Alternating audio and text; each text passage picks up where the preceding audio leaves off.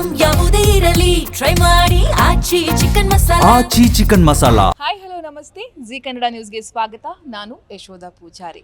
ವೀಕ್ಷಕರೇ, ಶೇಷ 2016 ಏನಪ್ಪ ಟೈಟಲ್ ಹಿಂಗೆ ಡಿಫ್ರೆಂಟ್ ಆಗಿದೆ ಅನ್ನೋ ಒಂದು ಪ್ರಶ್ನೆ 100% ನಿಮ್ಮನ್ನು ಕಾಡಬಹುದು. ಎಸ್, ಸಿನಿಮಾ ಇಂಡಸ್ಟ್ರಿಗೆ ಇದೀಗ ಹೊಸ ಮತ್ತು ವಿಭಿನ್ನ ಕಥೆಯನ್ನು ಹೊತ್ತು ಒಂದು ಹೊಸ ತಂಡ ಅಂತ ಹೇಳೋಕ್ಕಾಗಲ್ಲ, ಯಾಕಂದರೆ ಕಲಾವಿದರೆಲ್ಲ ಸೀನಿಯರ್ಸೇ ಇದ್ದಾರೆ. ಇದರಲ್ಲಿ ಮಾರ್ಚ್ 6ಕ್ಕೆ ಈ ಸಿನಿಮಾ ರಿಲೀಸ್ ಆಗ್ತಾ ಇದೆ. ಈ ಸಿನಿಮಾದ ಪ್ರೊಡ್ಯೂಸರ್ ನನ್ನ ಜೊತೆ ಇದ್ದಾರೆ. ಇವರು ವೃತ್ತಿಯಲ್ಲಿ ಸಿವಿಲ್ ಕಾಂಟ್ರಾಕ್ಟರು ಹೌದು, ಸಿವಿಲ್ ಇಂಜಿನಿಯರ್ ಕೂಡ ಹೌದು. ನಾವು ಗಮನಿಸಿದ್ವಿ ಕನ್ನಡ ಸಿನಿಮಾ ಇಂಡಸ್ಟ್ರಿಯಲ್ಲಿ ಒಂದಷ್ಟು ಜನ ನಾವು ಮಾತಾಡಿಸುವಾಗ ಇಂಜಿನಿಯರ್ಸ್ಗಳೇ ಬಂದು ಸಿನಿಮಾ ಇಂಡಸ್ಟ್ರಿಯನ್ನು ಆಳ್ವಿಕೆ ಮಾಡ್ತಿರೋದನ್ನು ಗಮನಿಸ್ತಾ ಇದ್ದೀವಿ. ಇದೀಗ ಚೊಚ್ಚಲ ಸಿನಿಮಾ ಉಮೇಶ್ ಗೌಡ್ರದ್ದು ಪ್ರೊಡ್ಯೂಸರ್ ಇವ್ರನ್ನ ಮಾತನಾಡಿಸ್ತಾ ಹೋಗ್ತೀನಿ. ಸರ್ ನಮಸ್ತೆ, ಹೇಗಿದ್ದೀರಾ? ನಮಸ್ತೆ, ಚೆನ್ನಾಗಿದ್ದೀನಿ ಮೇಡಮ್. ಹೇಗಿದ್ದೀರಾ ಸರ್? ಚೆನ್ನಾಗಿದೆ ಸರ್. ನಾನು ಮಾತಾಡಿಸ್ದಂಗೆ ಕನ್ನಡ ಸಿನಿಮಾ ಇಂಡಸ್ಟ್ರಿಯಲ್ಲಿ ಜಾಸ್ತಿ ಇರೋದೇ ಇಂಜಿನಿಯರ್ಸ್ಗಳು. ಅದೇನಕ್ಕೆ ಇಂಜಿನಿಯರ್ಗಳೆಲ್ಲ ಸಿನಿಮಾ ಇಂಡಸ್ಟ್ರಿಗೆ ಬಂದ್ಬಿಡ್ತಾರೆ ಅನ್ನೋದು ಬಹುದೊಡ್ಡ ಪ್ರಶ್ನೆ. ಮೇಡಮ್, ನನಗದು ನಿಜವಾಗ್ಲೂ ಗೊತ್ತಿಲ್ಲ ಯಾಕೆ ಬರ್ತಾರೆ ಅನ್ನೋದು. ಬಟ್ ಇಂಜಿನಿಯರಿಂಗ್ ಸ್ಟೂಡೆಂಟ್ಸ್ ಯೂಶ್ವಲಿ ಸ್ವಲ್ಪ ಮಲ್ಟಿ ಟ್ಯಾಲೆಂಟೆಡ್ ಆಗಿರ್ತಾರೆ. ಅದು ನೀವು ಈಗಾಗಲೇ ಇಂಡಸ್ಟ್ರಿಗೆ ಬಂದು ಯಾರು ಯಾವ ರೀತಿ ಸೇವೆಗಳನ್ನ ಮಾಡಿದ್ದಾರೆ ಅಂತ ಹೇಳಿ ನೋಡಿದ್ದೀರಾ. ಹಾಗೆ ನಮಗೂ ಕೂಡ ಒಂದು ದೇವರು ಅವಕಾಶ ಮಾಡಿಕೊಟ್ಟಿದ್ರೆ ಬಂದಿದ್ದೀನಿ ಅಷ್ಟೇ ಮೇಡಮ್. ಸರ್, ಶೇಷ 2016 ಟೈಟಲ್ಲೇ ಒಂಥರ ವಿಭಿನ್ನ ಆಗಿದೆ. ನನಗೆ ತಿಳಿದ ಮಟ್ಟಿಗೆ ಇದೊಂದು ಪೊಲೀಸ್ ಸಬ್ಜೆಕ್ಟು, ವಿಭಿನ್ನ ಕಥೆನ ಹೊಂದಿದೆ. 100% ಜನರಿಗೆ ರೀಚ್ ಆಗುತ್ತೆ. ಆಲ್ರೆಡಿ ಸಿನಿಮಾ ರಿಲೀಸ್ಗೂ ಮುನ್ನ OTT ಆಗಿದ್ದು ಎಲ್ಲ ಕಡೆ ದೊಡ್ಡ ಮಟ್ಟದಲ್ಲಿ ಸದ್ದು ಮಾಡಿ ಎಲ್ಲ ಆಗ್ತಾ ಇದೆ. ನಿಮ್ಮ ಮೊದಲ ರಿಯಾಕ್ಷನ್ ಈ ಕತೆ ಬಂದಾಗ ನೀವು ಯಾಕೆ ಮಾಡಬೇಕು ಅನಿಸ್ತು, ಅಂಥದ್ದು ಏನಿದೆ ಈ ಸಿನಿಮಾದಲ್ಲಿ ಅಂತ? ಮೇಡಮ್, ನನಗೆ ಮೊದಲು ಈ ಕಥೆ ನಮ್ಮ ಪ್ರದೀಪ್ ಅರಸೀಕೆರೆ ಅವರು ನಮ್ಮನ್ನು ಭೇಟಿಯಾಗಿ ರೀಡಿಂಗ್ ಕೊಟ್ಟಾಗ ಮಡಿಗುಡ್ಡ ಎಂಟರ್ಟೈನ್ಮೆಂಟ್ಸ್ ಅಡಿಯಲ್ಲಿ ಈ ಚಿತ್ರನ ನಿರ್ಮಾಣ ಮಾಡಲಿಕ್ಕೆ ತೀರ್ಮಾನ ಮಾಡಿದ ಕಾರಣ ಏನಂದರೆ, ಇದು ಒಂದು ಪೊಲೀಸ್ ಕ್ರೈಮ್ ಥ್ರಿಲ್ಲರ್ ಕಥೆ ಆಗಿದೆ. ನಮ್ಮಲ್ಲಿ ಅಂದರೆ ಕರ್ನಾಟಕದಲ್ಲಿ ಕನ್ನಡ ಭಾಷೆಯಲ್ಲಿ ಸಾಮಾನ್ಯವಾಗಿ ಥ್ರಿಲ್ಲರ್ ಸಬ್ಜೆಕ್ಟ್ಗಳು ಕಡಿಮೆ. ನಾವು ಮಲಯಾಳಮಲ್ಲಿರ್ಬೋದು, ಆಮೇಲೆ ಹಿಂದಿ ವೆಬ್ ಸೀರೀಸಲ್ಲಿರ್ಬೋದು, ಬೇರೆ ಬೇರೆ ಭಾಷೆಗಳಲ್ಲಿ ಈ ಕ್ರೈಮ್ ಥ್ರಿಲ್ಲರ್ ಕಾನ್ಸೆಪ್ಟ್ಗಳು, ಮೂವಿಗಳು ತುಂಬ ಬರ್ತಾ ಇದೆ. ನಮ್ಮ ಜನಕ್ಕೆ ಯಾಕೆ ಇದನ್ನು ಕೊಡಬಾರ್ದು ಅಂತ ಹೇಳಿ ಒಂದು ನಿರ್ಧಾರ ಇಟ್ಕೊಂಡು ಈ ಒಂದು ಕಥೆಯನ್ನು ಶುರು ಮಾಡಿದ್ವಿ. ಆಮೇಲೆ ಈ ಕಥೆ ಒಂದು ರೋಚಕತೆಯಿಂದ ಕೂಡಿದೆ. ಆಮೇಲೆ ನೀವೇ ಹೇಳಿದಾಗೆ ಬಹುಪಾತ್ರ ವರ್ಗ 2 ರಾಜ್ಯಗಳಿಂದಿದೆ, ಅಂದರೆ ಕನ್ನಡ ಚಿತ್ರರಂಗ ಹಾಗೂ ಮಲಯಾಳಂ ಚಿತ್ರರಂಗ.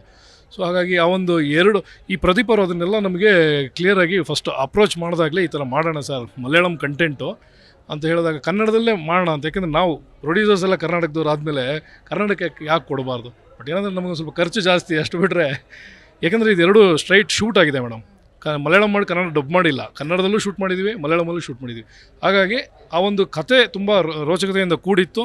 ನಮಗೆ ಇಷ್ಟ ಆಯಿತು, ಮಾಡಬೇಕು ಅನ್ನಿಸ್ತು, ಮಾಡಿದ್ವಿ. ಜನಕ್ಕೆ ಏನಾರು ಒಂದು ವಿಶೇಷವಾಗಿ ಕೊಡಬೇಕು ಕನ್ನಡದ ಜನತೆಗೆ ಅಂತೇಳಿ. ಪ್ರೊಡ್ಯೂಸರ್ ಜಾಬ್ ಅಷ್ಟು ಈಸಿ ಇಲ್ಲ. ಮೇ ಬಿ ಸಿವಿಲ್ ಕಾಂಟ್ರಾಕ್ಟರ್ಗಿಂತ ಸಿವಿಲ್ ಇಂಜಿನಿಯರ್ಗಿಂತ ಒಂಥರ ಟಫ್ ಕೆಲಸ ಅಂತ ಬಂದರೆ ನಿರ್ಮಾಪಕರ ಹುದ್ದೆ.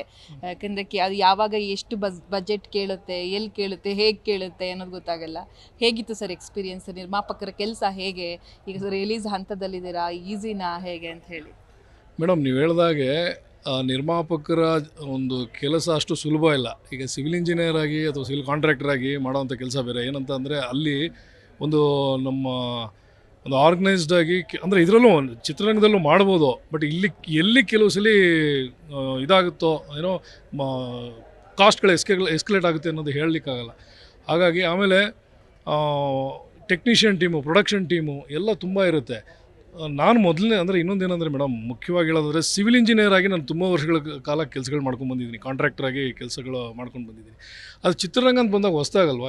ಈಗ ಸಿವಿಲ್ ಇಂಜಿನಿಯರ್ ಆಗಿ ಹೊಸ್ದಾಗಿ ಕೆಲಸ ಮಾಡುವಾಗ ನನಗೇನು ಗೊತ್ತಿರುತ್ತೆ, ಅವಾಗ ಕಷ್ಟ ಅನಿಸಿದೆ. ಅದೇ ರೀತಿ ಒಬ್ಬ ಚಿತ್ರ ನಿರ್ಮಾಪಕನಾಗಿ ಮೊದಲನೇ ಸಲ ಸ್ವಲ್ಪ ಕಷ್ಟ ಆಗಿದೆ. ಬರುವ ದಿನಗಳಲ್ಲಿ ಮೋಸ್ಟ್ಲಿ ನನಗನ್ಸೋ ಪ್ರಕಾರ ಆ ಒಂದು ಅಂದರೆ ಮ್ಯಾನೇಜ್ಮೆಂಟ್ ಇರ್ಬೋದು, ಹ್ಯಾಂಡಲ್ ಮಾಡೋದಿರ್ಬೋದು, ಅದೆಲ್ಲ ಸ್ವಲ್ಪ ಸುಲಭ ಆಗ್ಬೋದು. ಸೊ ಹೊಸ್ದಾಗಂತೂ ಮಾಡಿದಾಗ ಕಷ್ಟ ಸ್ವಲ್ಪ ಆಗಿದೆ. ಇಂಡಸ್ಟ್ರಿಯಲ್ಲಿ ನಿಮಗೆ 100% ಕೆಲವು ನಟ ನಟಿಯರು ಅಥವಾ ಯಾರಾದರೂ ಪರಿಚಯ ಇದ್ದೇ ಇರ್ತಾರೆ, ಇಂಡಸ್ಟ್ರಿ ಬಗ್ಗೆ ಸಲಹೆ ಸೂಚನೆಗಳನ್ನು ಕೊಟ್ಟಿರ್ತಾರೆ. ಯಾರು ನಿಮಗೆ ಆಪ್ತರು ಆ್ಯಂಡ್ ಇಂಡಸ್ಟ್ರಿಯಲ್ಲಿ ಯಾರು ನಿಮಗೆ ಬಹಳ ಇಷ್ಟ ಆಗ್ತಾರೆ ಅಂತ ಹೇಳಿ? ಮೇಡಮ್, ನನಗೆ ಅದೇ ನಾವು ಈ ಚಿತ್ರ ಶುರು ಮಾಡಿದ ಮೇಲೆ ನಮ್ಮ ಪ್ರಮೋದ್ ಶೆಟ್ಟಿ ಸರ್ ಅವರು ಎಲ್ಲರಿಗೂ ಗೊತ್ತಿದ್ದಾರೆ, ಬಹಳ ಸಹಕಾರಿಯಾಗಿದ್ದರು. ಆಮೇಲೆ ನಮ್ಮ ಚಿತ್ರ ನಿರ್ಮಾಣದ ಸಂದರ್ಭದಲ್ಲೂ ಕೂಡ ಕೆಲವೊಂದು ಸಲಹೆಗಳನ್ನ ಕೊಡ್ತಾಯಿದ್ರು, ಯಾವ ರೀತಿ ಮಾಡ್ಬೋದು ಅಂತ. ಆಮೇಲೆ ಪ್ರೊಡಕ್ಷನ್ ಹೌಸಿಗೆ ಕೂಡ ಅವರ ಒಂದು ಅನುಭವವನ್ನು ದಾರೆ ಎರಿತಾಯಿದ್ರು. ಅಂದರೆ ಸರ್ ಈ ರೀತಿ ಮಾಡಿ ಸ್ವಲ್ಪ ಕಾಸ್ಟ್ ಉಳಿಸ್ಬೋದು, ಕಾಸ್ಟ್ ಎಫೆಕ್ಟಿವ್ ಆಗಿ ಮಾಡ್ಬೋದು, ಅಂದರೆ ಉಳಿಸೋದಕ್ಕಿಂತ ಹೆಚ್ಚಾಗಿ ಕಾಸ್ಟ್ ಎಫೆಕ್ಟಿವ್ ಆಗಿ ಮಾಡ್ಬೋದು. ಸೊ ಆ ರೀತಿ ಈ ಚಿತ್ರರಂಗದಲ್ಲಿ ನಮಗೆ ನಮ್ಮ ಈ ಜರ್ನಿನಲ್ಲಿ ನಮ್ಮ ನಟರು ಸಿದ್ಲಿಂಗು ಶ್ರೀಧರ್ ಸರ್ ಇರ್ಬೋದು.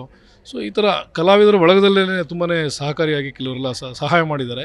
ಇದು ಬಿಟ್ಟು ವೈಯಕ್ತಿಕವಾಗಿ ನನಗೆ ಸಹಾಯ ಏನಾದರೂ ಹೆಚ್ಚಾಗಿ ಮಾಡಿದರೆ ನನ್ನ ಸ್ನೇಹಿತ ರವಿ ಸಿಂಧನೂರ್ ಅಂತೇಳಿ, ಅವರು ಈಗಾಗಲೇ ಬಹಳಷ್ಟು ಚಿತ್ರಗಳ ಪ್ರಮೋಷನ್ಸನ್ನು ಮಾಡಿದ್ದಾರೆ. ಬಹಳ ಅನುಭವ ಕೂಡ ಇದೆ ಚಿತ್ರರಂಗದಲ್ಲಿ ಅವರಿಗೆ.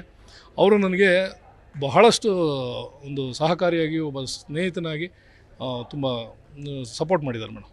ಪೊಲೀಸ್ ಸಬ್ಜೆಕ್ಟ್ಗಳ ನಾವು ತುಂಬ ನೋಡಿದ್ದೀವಿ, ಬೇಜಾನ್ ಬಂದಿದ್ದಾವೆ, ಬೇಜಾನ್ ಸೌಂಡ್ ಮಾಡಿದ್ದಾವೆ. ಬಟ್ ನಾವಿಲ್ಲಿ ಶೇಷ 2016 ಅಂತ ಬಂದಾಗ ಟೈಟಲ್ ಯಾಕೆ ಹಾಗೆ, ಆ್ಯಂಡ್ ಇದು ಆ ಎಲ್ಲ ಪೊಲೀಸ್ ಸ್ಟೋರಿಗಳಿಗೆ ಹೇಗೆ ವಿಭಿನ್ನವಾಗಿ ನಿಂತು ಜನರಿಗೆ ಕಾಡುತ್ತೆ ಅಂತ ಹೇಳಿ. ಮೇಡಮ್, ನಾವು ಇದರಲ್ಲಿ ವಿಭಿನ್ನ ಅಂತ ಹೇಳೋದಾದರೆ ಈ ಕ್ರೈಮ್ ಥ್ರಿಲ್ಲರ್ ಜಾನರಲ್ಲಿ ತೊಗೊಂಡೋಗ್ಲಿಕ್ಕೆ ಪ್ರಯತ್ನ ಪಟ್ಟಿದ್ದೀವಿ. ಪೊಲೀಸ್ ಚಿತ್ರಗಳು ಈಗಾಗಲೇ ಬಹಳಷ್ಟು ಬಂದಿದೆ, ಮೆಸೇಜ್ ಓರಿಯೆಂಟೆಡ್ ಆಗೂ ಬಂದಿದೆ. ನಮ್ಮದು ಅಷ್ಟೇ ಒಂದು ಸಬ್ಜೆಕ್ಟ್ ಓರಿಯೆಂಟೆಡ್ ಆಗಿ, ಒಂದು ಕಂಟೆಂಟ್ ಓರಿಯೆಂಟೆಡ್ ಆಗಿ ಮಾಡಿದ್ದೀವಿ. ಒಂದು ಸರಳವಾಗಿ ಒಂದು 4 ಲೈನಲ್ಲಿ ಹೇಳಬೇಕಂತಂದು ಹೇಳಿದ್ರೆ, ಒಂದು ಗೌರ್ಮೆಂಟ್ ಸ್ಕೂಲ್ ಸರಿ ಇಲ್ಲ ಅಂತ ಹೇಳಿದರೆ ಒಂದು ಪ್ರೈವೇಟ್ ಸ್ಕೂಲಿಗೆ ಅವಕಾಶ ಇದೆ ಹೋಗಲಿಕ್ಕೆ, ನಮಗೆ ಅಫೋರ್ಡ್ ಮಾಡಲಿಕ್ಕೆ ಅವಕಾಶ ಅಂದರೆ ನಮ್ಮಲ್ಲಿ ಒಂದು ಇಂಡಿವಿಜುವಲ್ ಕೆಪಾಸಿಟಿ ಇದ್ದರೆ. ಅದೇ ರೀತಿ ಒಂದು ಗೌರ್ಮೆಂಟ್ ಹಾಸ್ಪಿಟಲ್ ಸರಿ ಇಲ್ಲ ಅಂತ ಹೇಳಿದರೆ ಪ್ರೈವೇಟ್ ಹಾಸ್ಪಿಟ್ಲಿಗೆ ಹೋಗಲಿಕ್ಕೆ ಅವಕಾಶ ಇದೆ. ಆದರೆ ಈ ಪೊಲೀಸ್ ವ್ಯವಸ್ಥೆಯಲ್ಲಿ ಅದರಲ್ಲಿ ಮುಖ್ಯವಾಗಿ ಬಹಳಷ್ಟು ಜನಗಳ ರಕ್ಷಣೆಗೆ ಪೊಲೀಸ್ ವ್ಯವಸ್ಥೆ ಹೆಸರಿದೆ ಇವತ್ತು. ಸೊ ಆ ವ್ಯವಸ್ಥೆಗೆ ಪರ್ಯಾಯ ಇಲ್ಲ. ಅಲ್ಲಿ ಏನಾರು ಭ್ರಷ್ಟತೆ ಹೆಚ್ಚಾದರೆ ಒಬ್ಬ ಸಾಮಾನ್ಯ ಜನತೆಯ ಅಂದರೆ ಜೀವನ ಎಷ್ಟು ಕಷ್ಟ ಆಗುತ್ತೆ ಅನ್ನೋದು ಆ ಒಂದು ಉದ್ದೇಶನ ತಲೆಯಲ್ಲಿ ಇಟ್ಕೊಂಡು ಈ ಒಂದು ಚಿತ್ರವನ್ನು ಮಾಡಿದ್ದೇವೆ. ಅಂದರೆ ಒಂದು ಸಂಘರ್ಷ ಇರುತ್ತೆ. ಅಂದರೆ ಇದರಲ್ಲಿ ಪೊಲೀಸ್ನವರೇ ಕೆಟ್ಟವರು, ಜನಗಳು ಅಷ್ಟೇ ಒಳ್ಳೆಯವರು, ಆ ರೀತಿ ಅಂತಲ್ಲ. ಜನಗಳಿಗೆ ಪೊಲೀಸ್ ವ್ಯವಸ್ಥೆ ಮುಖ್ಯ, ಪೊಲೀಸಿನ ಸರ್ವೀಸು ತುಂಬ ಇಂಪಾರ್ಟೆಂಟ್. ಹಾಗಾಗಿ ಭ್ರಷ್ಟತೆ ಇಲ್ಲದೆ ಒಳ್ಳೆಯ ಒಂದು ಸರ್ವೀಸು ಸಾಮಾನ್ಯ ಜನಕ್ಕೆ ಕೊಡಬೇಕು ಅನ್ನೋದು ಒಂದು ಉದ್ದೇಶ ಇಟ್ಕೊಂಡು ಈ ಚಿತ್ರ ಮಾಡಿದ್ದೀವಿ ಮೇಡಮ್. ಪರವಾಗಿಲ್ಲ ಮೇಡಮ್, ಎಲ್ಲ ಚೆನ್ನಾಗಿ ಎಲ್ಲ ಎನ್ಕ್ವೈರೀಸ್ ಬರ್ತಾಯಿದೆ. ಆಮೇಲೆ ಪರವಾಗಿಲ್ಲ ಮೇಡಮ್, ತಕ್ಕಮಟ್ಟಿಗಿದೆ. ಆಡಿಯನ್ಸಿಗೆ ಮರಡಿಗುಡ್ಡ ಎಂಟರ್ಟೈನ್ಮೆಂಟ್ಸ್ ವತಿಯಿಂದ ಉಮೇಶ್ ತಿಮ್ಮೇಗೌಡ, ನಾನು ಪ್ರೊಡ್ಯೂಸರು, ಮನವಿ ಮಾಡೋದೇನೆಂದರೆ, ನಮ್ಮ ಚಿತ್ರ ಇದೇ 6ನೇ ತಾರೀಕು ಗುರುವಾರ ಕನ್ನಡ ಹಾಗೂ ಮಲಯಾಳಂ 2 ಭಾಷೆಯಲ್ಲಿ ಬಿಡುಗಡೆ ಆಗ್ತಾಯಿದೆ. ಚಿತ್ರಮಂದಿರಕ್ಕೆ ಬಂದು ಸಿನಿ ಪ್ರೇಕ್ಷಕರೆಲ್ಲರೂ ಚಿತ್ರವನ್ನು ನೋಡಿ ನಮಗೆ ಆಶೀರ್ವದಿಸಿ ಹಾರೈಸಿ ಅಂತ ಹೇಳಿ ತಮ್ಮಲ್ಲಿ ಮನವಿ ಮಾಡ್ತೀನಿ. ಧನ್ಯವಾದ. ಥ್ಯಾಂಕ್ಸ್ ಮೇಡಮ್, ನಿಮಗೂ ಕೂಡ ತುಂಬ ಒಳ್ಳೆ ಪ್ರಶ್ನೆಗಳನ್ನ ಕೇಳಿ ನಮ್ಮನ್ನು ಪರಿಚಯ ಮಾಡಿಕೊಟ್ರಿ ಚೆನ್ನಾಗಿ. Thank you madam.